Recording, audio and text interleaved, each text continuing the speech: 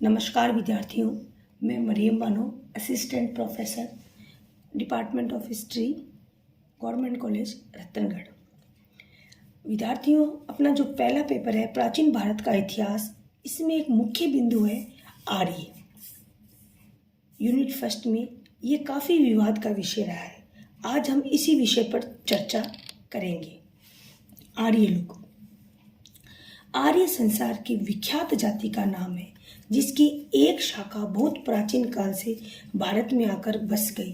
भारत में आने वाले इन आर्यों को भारतीय आर्य का नाम दिया गया। आर्य बहुत श्रेष्ठ सभ्य लोग थे। वे देखने में बड़े आकर्षक थे। भारत की बहुसंख्यक ईरान के निवासी और संसार की अन्य मुख्य जातियां जैसे अंग्रेज, जर्मन, स्पेनिश, फ्रांसीसी इन्हीं आर्यों की संतानें हैं। प्रत्येक जाति सदैव ये सिद्ध करने का प्रयत्न करती है कि आर्यों का पवित्र खून उन्हीं की रगों में बहता है, इसीलिए वह अन्य जातियों से भिन्न श्रेष्ठ है। इस प्रकार संसार की प्रत्येक जाति यह सिद्ध करने का प्रयास करती है कि आर्य सबसे पहले इन्हीं के देश में रहते थे। इस प्रकार आर्यों के मूल निवास स्थान के विषय में इतिहासकारों में काफ़ी मतभेद है। विद्यार्थियों, अगला बिंदु है अपना आर्यों का भारत में आगमन। आर्य लोग भारत में कब आए? यह एक ऐसा प्रश्न है जिसका ठीक व उचित जवाब देना बड़ा कठिन है।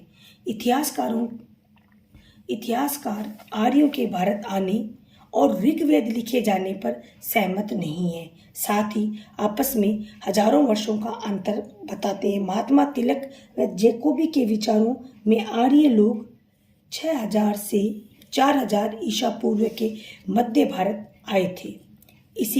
इसी क्रम में दूसरी ओर मैक्स मूलर जैसे विद्वान भारत में आर्यों का आगमन 1200 ईसा पूर्व से 1000 ईसा पूर्व मानते हैं। अतः इस विषय में कोई मत निश्चित करना कठिन है। हम ऐसा अनुमान लगा सकते हैं कि आर्य लोग इन दो तिथियों के मध्य में ही भारत आए होंगे। इस प्रकार हम डॉक्टर मुखर्जी के विचारों से सहमत हो सकते हैं कि आर्य लोग लगभग 2500 ईसा पूर्व में भारत आए थे। आर्य लोग चाहे किसी भी देश किसी भी समय भारत आए हों, परंतु इतना अवश्य कहा जा सकता है कि ईरान के लोगों के साथ बहुत समय तक एक साथ इकट्ठे रहे थे, क्योंकि इन दोनों की धार्मिक पुस्तकें यानी कि आर्यों का ऋग्वेद और ईरानियों की धार्मिक पुस्तक जैद्य अवस्था में बहुत तालमेल है। भारत में भी वे एक साथ नहीं आए, परंतु छोटे छोटे गिरोह के रूप में अलग अलग समय में ये लोग भारत आए। इस प्रकार इनको भारत आने में सैकड़ों वर्ष लग गए। विद्यार्थियों, इसी में अगला अपना बिंदु है आर्यों का भारत में विस्तार। आर्य लोग सबसे पहले उत्तर पश्चिम गिरोह से होते हुए पंजाब, सिंध, उत्तर पश्चिमी सीमांत प्रांतों में बस गए, परंतु यह काम इतना सरल नहीं था, क्योंकि उन्हें एक सभ्य जाति यानी सिंधु घाटी सभ्यता के द्रविड़ जातियों से लड़ना पड़ा। इन द्रविड़ लोगों ने आर्यों का मुकाबला किया, इनके प्रसार में बाधा डाली। इन लोगों के साथ जो उनके साथ युद्ध हुए उनका वर्णन ऋग्वेद में आता है। अंत में आर्यों की विजय हुई, क्योंकि इनके लड़ने का ढंग बहुत अच्छा था। द्रविड़ लोग कुछ इनके दास बने, कुछ दक्षिण भाग गए। इस काल को, जबकि आर्य लोग सिंधु प्रदेश में रहते थे, इस काल को ऋग्वेद काल कहते हैं। कुछ समय के बाद आर्य लोग आगे बढ़ना बंद हो गए, क्योंकि इनके भिन्न भिन्न कबीले आपस में लड़ने लग गए थे। ऋग्वेद में 10 राजाओं का युद्ध काफ़ी प्रसिद्ध है। समय बीतने के साथ साथ आर्यों की संख्या भी बढ़ गई। वे देश के अन्य भागों जैसे गंगा यमुना के मध्यवर्ती भागों जैसे अवध, बिहार, बरार आदि की ओर आगे बढ़े और इन पर अधिकार कर लिया। इन प्रदेशों को अपने अधिकार में लेने में आर्यों को कई हजार वर्ष यानी कि 2500 ईसा पूर्व से 700 ईसा पूर्व तक का समय निश्चित रूप से लगा होगा। उनका प्रभाव तब लगभग सारे उत्तरी भारत में और दक्षिण के कुछ भागों में फैल गया।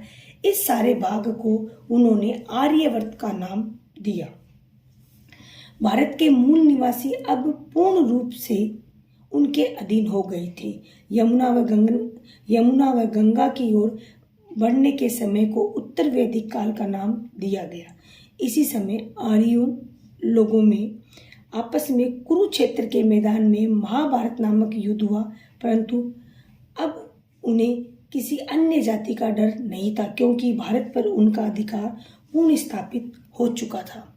इसी क्रम में आगे बढ़ते हुए हम चर्चा करेंगे आर्यों का मूल निवास स्थान, उसमें विभिन्न मत और सबसे विश्वसनीय सिद्धांत और उसके क्या कारण हैं, इसकी हम विस्तार से चर्चा करते हैं।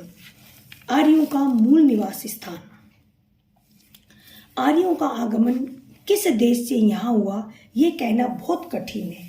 उनके मूल निवास स्थान के विषय में बहुत विवाद पाया जाता है और प्रतिदिन एक नया सिद्धांत हमारे सामने आता है।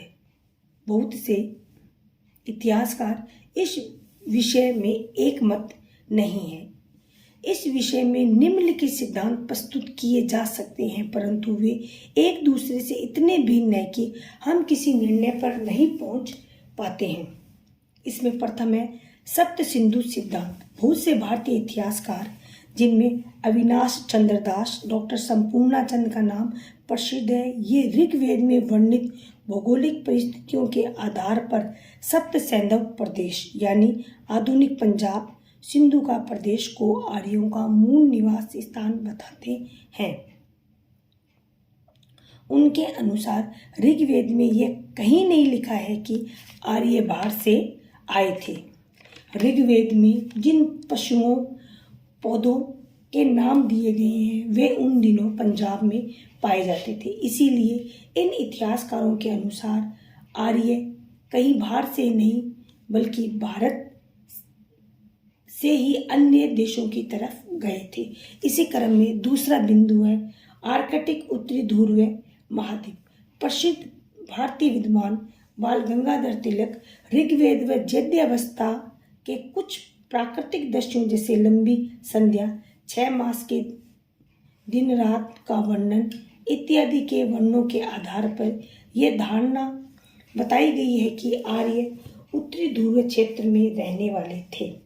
पहले यह सिद्धांत बिल्कुल गलत माना जाता था, क्योंकि हम ये नहीं मान सकते कि हमारे पूर्वज इतने ठंडे भाग में यानी 9 माह बर्फ जमी रह सकते थे। परंतु आजकल प्रकृति का अध्ययन करने वालों ने इस बात को सिद्ध कर दिया है कि पहले संसार जब प्रारंभ हुआ तो उत्तरी ध्रुव प्रदेश इतना ठंडा नहीं था।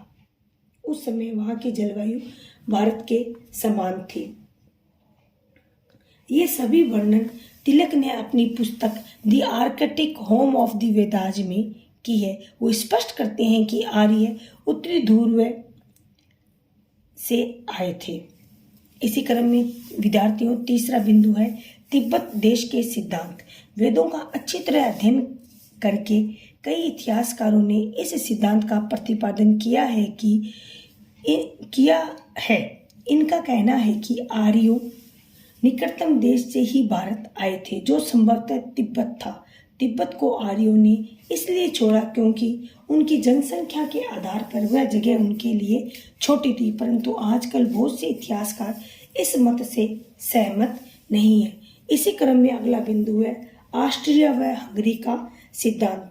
पी गिल्स व मैकडोनाल्ड इस विचार से सहमत हैं। वह कहते हैं कि सबसे पहले आर्य मध्य यूरोप के डैन्यूब नदी के किनारे रहा करते थे। इनका सिद्धांत भाषा पर आधारित है। इनका कहना है कि आयरलैंड से लेकर भारत तक जितनी भाषाएं बोली जाती हैं उन भाषाओं का संबंध कहीं ना कहीं आर्यों से है। इसीलिए इन भाषाओं को बोलने वालों के पूर्वज निश्चित रूप से एक स्थान पर कभी इकट्ठे रहे होंगे, जहां से फिर वो छोटे छोटे कबीले या गिरोह के रूप में अन्य देशों में चले गए। गाय, घोड़ा, कई प्रकार के वृक्ष, प्राकृतिक वस्तुएं जिनसे आर्य लोग अच्छी तरह परिचित थे, वे गिल्स व मैकडोनल्ड महोदय के अनुसार उन दिनों केवल मध्य यूरोप और विशेषकर ऑस्ट्रिया व हंगरी में ही मिलते थे। इसी क्रम में विद्यार्थियों, 5th पॉइंट है मध्य एशियाई सिद्धांत। प्रोफेसर मैक्स मुलर जो जर्मनी के प्रसिद्ध विद्वान थे, उनका विचार है कि आर्य मध्य एशिया के थे। उन्होंने बहुत सी भाषाओं का अध्ययन किया, निष्कर्ष निकाला कि प्रतिदिन प्रयोग में आने वाले शब्द संसार की विभिन्न भाषाओं एक दूसरे से विशेष रूप से अलग नहीं है। उदाहरण के लिए पितर, पैटर, फादर, मातर, मितर, मैटर, मदर में कोई विशेष अंतर प्रकट नहीं होता है। इस प्रकार भारतवासियों, रोमनवासियों, यूनानियों, जर्मन और अंग्रेजों के पूर्वज निश्चित रूप से कभी ना कभी एक साथ तो रहे होंगे। मैक्स मुलर के विचार के अनुसार इन सब लोगों के पूर्वज अर्थात आर्य लोग प्रारंभ में मध्य एशिया में रहते थे और वहीं से भारत आए व अन्य देशों में फैल गए। अब विद्यार्थियों, हमारे सामने सबसे विश्वसनीय सिद्धांत है जिसकी हम चर्चा करेंगे। सबसे विश्वसनीय सिद्धांत और कारण। ये ठीक प्रकार से कहना उपयुक्त सिद्धांतों में से कौन सा सिद्धांत सबसे विश्वसनीय है बड़ा ही कठिन कार्य है, क्योंकि एक भी सिद्धांत के ऊपर इतिहासकार एक मत नहीं होते हैं, परंतु फिर भी हमें प्रोफेसर मैक्स मुलर के सिद्धांत के ऊपर कोई आपत्ति नहीं होनी चाहिए। इस सिद्धांत को काफ़ी हद तक सही मान सकते हैं। इसके कई कारण हैं जो इस प्रकार हैं। बहुत से इतिहासकार प्रोफेसर मैक्स मुलर के सिद्धांत पर सहमति प्रकट कर चुके हैं। इसी क्रम में दूसरा बिंदु है, एशिया माइनर से मिलने वाले शिलालेखों से पता चलता है कि आर्यों के इंद्र, वरुण, आर्य देवता उस देश में भी पूजे जाते थे। यह बात सिद्ध करती है कि आर्य मध्य एशिया की ओर से भारत आए होंगे। इसी में अगला बिंदु है, प्राचीन समय में मध्य एशिया का बड़ा उपजाऊ प्रदेश था। प्राचीन समय में मध्य एशिया बड़ा उपजाऊ प्रदेश था जो आर्यों की कृषि व पशुपालन के लिए बहुत ही उपयुक्त स्थल था। अगला बिंदु है, आर्यों की प्राचीन